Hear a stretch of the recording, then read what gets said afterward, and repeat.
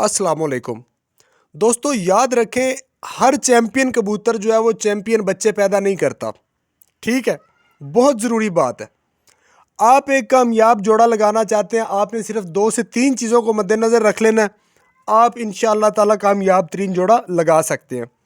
جو بھی جوڑا آپ لگا رہے ہیں، سب سے پہلی بات آپ کو اس کبوتر اور اس کبوتری کی نسل کا پتہ ہونا چاہیے. جس نسل میں سے وہ کبوتر یا کبوتری ہے وہ اس اپنی نسل میں مکمل ہو، بالکل پیور ہونی چاہیے. سب سے پہلی بات یہ ہے. لیکن اگر وہ اپنی نسل میں پیور نہیں ہے یا آپ کو اس کی نسل کا نہیں پتہ، تو کم از کم اس کبوتر یا کبوتری کو اس کا جسم، اس کا پر، اس کی آنکھ وہ بالکل پرفیکٹ ہونی چاہیے جیسے ایک اچھے کبوتر کی ہوتی ہے. ٹھیک ہے، جوڑا لگانے کے لیے.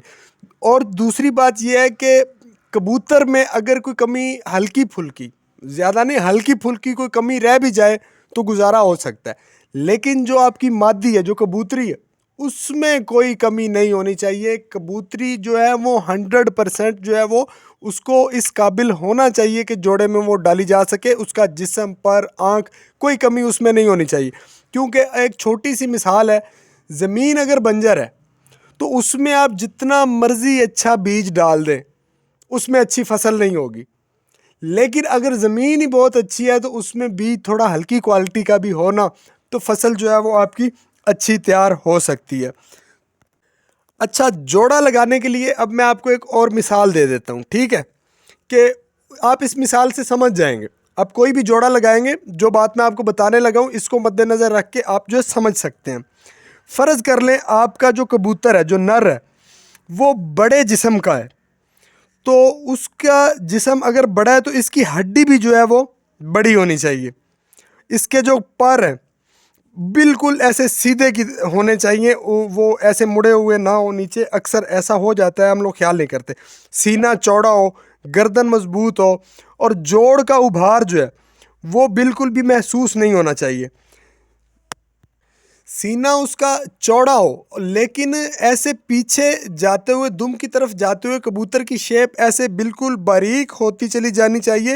اور ایسی ہو کہ دم تک جاتے وقت جو ہے اس کی دم کی چوڑائی جو ہے وہ تقریباً 2 انگلیوں کے برابر رہ جائے. جہاں سے دم شروع ہو وہ حصہ زیادہ چوڑا نہیں ہونا چاہیے. ٹھیک، ایسے کبوتر کے ساتھ آپ نے کیسی کبوتری لگانی ہے؟ چھریرے بدن کی کبوتری، جس کے سینے کی ہڈی درمیانی ہو اور چبھتی ہوئی محسوس ہو. کندھے جو ہیں آگے کی طرف نکلے ہوئے ہوں، اس کے پر بالکل سیدھے ہوں اور کھول کر دیکھنے پر اندر کی طرف مڑے ہوئے نظر نہ آئے. بغل کے پر جو ہے وہ تھوڑے بڑے ہونے چاہیے. گردن زنجیر کی مانند باریک ہو. چونچ اگر لمبی نہ ہو تو درمیانی ضرور ہونی چاہیے. اور مادہ کی چال میں شان ضرور ہو. ایسا جوڑا پاس ہونے کے بہت زیادہ چانس ہوتے ہیں.